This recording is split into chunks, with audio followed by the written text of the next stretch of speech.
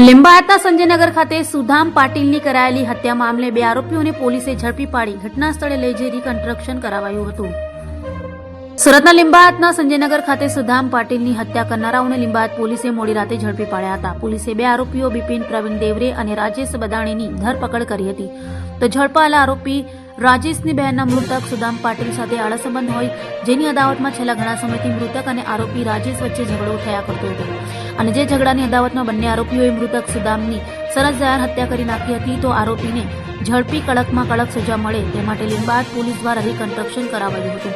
તો મૃતકના પરિવારના સભ્યો દ્વારા બેનર લઈ ફાંસીની સજાની માંગણી કરાઈ હતી।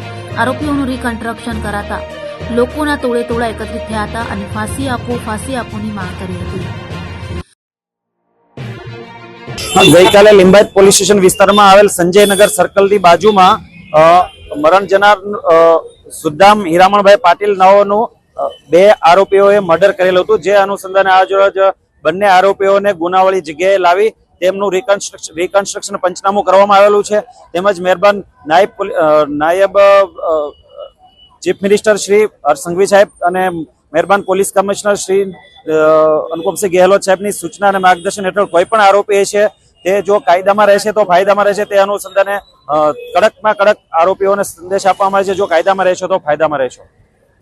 લીંબાયત પોલીસ સ્ટેશનમાં વિનોદ પાટીલ જે ફરિયાદી છે એમને જાણ થયેલી કે પોતાના કાકા સુદામ એની ઉપર 2 માણસોએ હુમલો કરેલો છે। જે સંદર્ભે એને જગ્યા ઉપર જોતા એના કાકા છે સુદામ પાટીલ એ ગંભીર હાલતમાં ત્યાં ફસડાયેલા હતા, જેઓને તાત્કાલિક સારવાર માટે લઈ જતા ત્યાં હોસ્પિટલમાં એમને મરણ જાહેર કરેલ।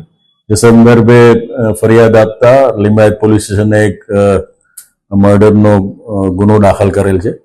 જે સંદર્ભે તપાસ દરમિયાન રાજેશ બદાણે અને બિપિન દેવરે આ બંને લોકોએ ભેગા મળી અને આ સુદામ પાટીલ ઉપર છરી વડે હુમલો કરેલો એવું તપાસમાં ખુલવા પામેલ છે। બંને આરોપીઓની લીંબાયત પોલીસ સ્ટેશન ખાતે અટકાયત કરવામાં આવેલ છે અને આજે છે રાજેશ બદાણે એ પોતે હીરા ઘસવાનું કામ કરે છે અને એનો જે સાળો છે સહતોમતદાર બિપિન એ અગાઉ રિક્ષા ચલાવવાનું કામ કરતો હતો એવું જાણવા મળેલ છે। અને આ સુદામ પાટીલ છે એને મસ્જિદની પાસે એક સમોસાની લારી પણ હોવાનું જાણવા મળેલ છે। આ બનાવનું કારણ એવું છે કે જે રાજેશ છે એને 1 મહિના પહેલા કોઈ બાબતે સુદામ સાથે લારી ઉપર ઝઘડો થયેલો, જે દરમિયાન મારામારી થયેલી, જેની અંગત અદાવત રાખી અને એના સાળાને બોલાવી અને 2 નક્કી કરી અને આની ઉપર હુમલો કરી અને એનું મોત નિપજાવેલ છે। આ જે આરોપી રાજેશ બદાણે છે એના વિરુદ્ધ 2018માં એક લીંબાયત પોલીસ સ્ટેશનમાં 307 મુજબનો ગુનો દાખલ જે તે વખતે કરવામાં આવેલ અને ત્યારે પણ એની ધરપકડ કરી અને એના વિરુદ્ધ કાયદેસર કાર્યવાહી કરવામાં આવેલ।